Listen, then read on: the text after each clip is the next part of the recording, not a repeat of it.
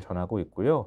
여권 관계자는 그래서 새 국무총리는 협치를 상징하는 자리인 만큼 야당에 수용할 수 있는 인사를 지명하는 게 중요하다. 그러면서 새로운 인물이 또 나와요. 우리가 앞서 얘기했던 인물 말고 야권에 있는 인물이 나오는데 김부겸 전 국무총리가 이름이 거론이 돼요. 어떻게 봐야 되는 건지 모르겠지만, 그리고 문재인 정부에서 국무총리를 지낸 김부겸 전 총리는 이번 총선에서 민주당 상임 공동선대위원장을 맡았는데 하여튼 자기들이 보기에도 이해가 잘 안 되기 때문에 이렇게 걸쳐놓은 것 같고요. 그 외에 국회 부의장을 지낸 이주영 전 새누리당 의원도 지금 총리 물망에 오르고 있다. 이렇게 전하고 있습니다. 그리고 아까 기사 제목으로 좀 뽑았던 내용이 그 뒤에 나오는데요. 한 총리 외에 4, 5개 부처 장관 교체 기류도 감지된다. 이렇게 얘기를 했는데 여권 핵심 관계자 말이 윤 대통령 취임 이후 2년가량을 함께해 교체할 타이밍이 됐거나 업무 피로도가 높아진 부처를 중심으로 교체를 논의하고 있다. 이렇게 얘기를 했다고 합니다. 그러면서 이주호 사회부총리를 비롯해 이상민 행안부, 이종호 과기정통부, 이정식 고용노동부, 조경 보건복지부 장관 등을 언급했다고 합니다. 그러면은 꽤 장관급들이 많이 바뀔 가능성이 있다는 걸 지금 보여주고 있는 거네요. 뭐 그렇죠. 중폭 이상의 개각이 될 수 네. 있다라고 얘기를 하는데 네. 인사청문회 어떻게 치를지 의문이고. 네. 근데 이 기사에서 사실 이제 복장 터지는 게 대통령실 주변에서는 후임 비서실장으로 또 나옵니다. 김한길 국민통합위원회 위원장 또 나오고 그다음에 이동관 전 방송통신위원장 김한길 등을. 위원장은 총리 물망에도 가고 비서실장 물망에도 가는 거예요. 그러니까요.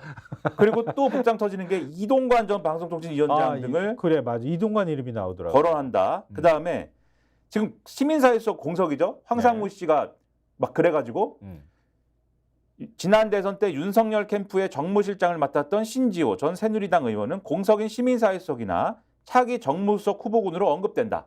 중앙일보 이렇게 돼 있어요. 그리고 또 하나 조직 개편 요구도 고개를 들고 있다. 대표적인 게 정무장관직 신설이다. 여권 관계자는 윤석열 정부의 국정과제들 상당수는 입법 사안인데 입법 권력으로 움켜진 야권과의 관계 개선이 급선무다라면서 정무장관 또는 특임장관 부활이 필요하다라고 지금 얘기를 하는데 그럼 누가 해야 되냐? 신설되는 정무장관으로는 윤석열 대통령 당선인 시절 비서실장을 지낸 장제원 국민의힘 의원이 적임자라는 관측이 나온다.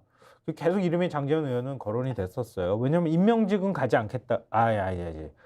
그 선출직은 아니다. 임명직은 안 가겠다고 했지 참. 뭘 안 가겠다고 했는지도 모르겠어요. 자꾸 여러 가지 얘기를 해가지고. 임명직은 안 가겠다고 얘기를 했는데 비서실장은 계속 물망에 올랐었으니까. 저는 그래서 이게 다시 이제 김부겸 전 총리 얘기로 오면 저는 여기서 김부겸 전 총리 얘기하는 게 저는 중앙일보의 사실은 뭐랄까요?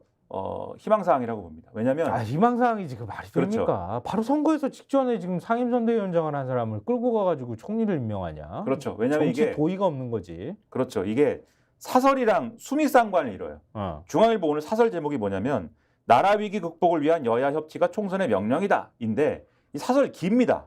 이 가끔가다 중앙일보가 한 통을 탁 털어가지고 그렇죠. 사설을 쓰더라고요. 그렇죠. 긴데 여기에 소제목 중 하나가 연립정부, 총리 등 협치 시스템도 고려를 이라고 돼 있어요. 그러니까 중앙일보는 이 얘기를 굉장히 밀고 싶은 거예요. 연립정부라고 하는 게 그러니까 쉽게 얘기해서 지금 어쨌든 단독으로는 이 정부 운영이 어려우니 여소야대가 돼서 어느 정도 야당도 참여할 수 있는 정부 운영에 참여할 수 있는 그런 걸 해야 된다. 즉 거국 내각이나 이런 거를 지금 강하게 얘기를 하는 거잖아요. 그걸 지금 연립정부라고 표현을 하고 있는 건데 그것의 핵심적인 어떤 뭐랄까요 생색을 낼 수 있는 자리가 국무총리죠. 왜냐하면 국무총리라는 거는 명목상 어쨌든 내각을 통할하는 거고 장관 임명과 관련돼서 동의권을 가지고 있는 거 아닙니까? 그렇죠. 그러니까 야당에 만약에 야당에 총리를 주면 그러면 국회에서 동의도 될 것이고 그리고 장관 임명을 하거나 할 때도 야당의 목소리를 반영할 수 있는 어떤 그런 주장을 할 수 있는 거다라고 생색낼 수 있다. 요거인데 지금. 근데 제가 볼 때 김부겸 전 총리가 그러면 이걸 받아야 되잖아요. 그렇죠. 이게 최소한 그런 명분이 있으려면은 윤석열 정권이 지금 상황에서는 완전히 우리는 지금까지 하는 완전히 다른 국정 운영을 앞으로 할 겁니다. 완전히 이제부터는 윤석열이 아닙니다. 완전히 다른 정부입니다. 이걸 보여줘야 되는데 지금 말씀드렸죠. 김한길, 이동관, 그다음에 뭐요? 아까 신지호 전 의원. 신지호 전 의원이 총선에서 직책이 뭐였는지 아십니까? 2조 심판 특별위원회 위원장이었습니다. 예? 2조 심판 특별위원회 위원장 한 사람이 정무수석을 하거나 시민사회수석을 한다고요? 아까 동아일보가 뭐라고 그랬어요? 무슨 야당하고 대화를 하는 무슨 정무형 인사를 기용한다고요? 아니 직전 선거까지 2조 심판 특별위원회 위원장을 했는데 어떻게 그러며 정무장관이 친윤 중에 친윤 윤핵관이라고 불렸던 장제원 의원이 정무장관을 하면 야당과의 관계 개선이 되고 지금까지 윤석열 정권과 다른 어떤 그런 게 되는 겁니까? 아니잖아요. 그럼 이런 분위기로 간다고 하면 김부겸 전 총리가 아무리 무슨 협치 의지를 말로 막 이렇게 얘기한다고 그래도 이거 받겠습니까? 안 받을 거 아니에요. 근데 장제원 의원은 요즘에 좀 심심하긴 할 거예요. 아, 뭔 일이라도 해야지. 아니 이제 지역에서 잘 가시니 일단 갖고. 그렇죠. 이제 의원은 억울한데. 이제 김대식 의원이 하시지만 또 네. 지역구 관리에 많은 힘을 보태면서 다음을 준비하지 않으실까요? 그러기에는 본인 스스로가 너무 큰 인물이라고 생각하실 것 같아서. 근데 지금 하마평을 이렇게 얘기할 정도면 동아하고 중앙 거를 저희가 좀 보여드렸잖아요. 조선일보는 어떻게 보도할까 궁금하실 분들이 있을 것 같아요. 일단 관련 기사 일면은 저렇게 돼 있고요. 봐보세요. 일면에 하마평이 하나도 없어요. 3면 보여주세요. 3면은 없어요? 아, 3면은 없다네요. 왜 없는지, 왜 없는 이유가 있어요. 왜냐하면 조선일보가 하마평이 하나도 없어요. 기사가. 왜 그럴까? 그러니까 조선일보도 3면에 참모진 인적 쇄신 나서는 윤, 야당과 소통 강화 가능성도 이렇게 해가지고 관련 기사를 쓰긴 썼어요. 썼는데 여기 나오는 이름은 방금 말씀드린 신지호 전 의원 하나만 있습니다. 시민사회 속 후보로는 신지호 전 의원이 거론된다만 있고 나머지 이름은 없어요. 윤석열 정부 들어서서 제가 기억하기로는 제가 기억이 잘못됐는지 모르겠지만 인사특종을 조선일보가 제일 많이 했어요. 조선일보를 보면 진짜 그 다음에 인사가 나요. 그 인사안을 갖다가 주는 모양이다. 그렇게 생각할 정도였거든요.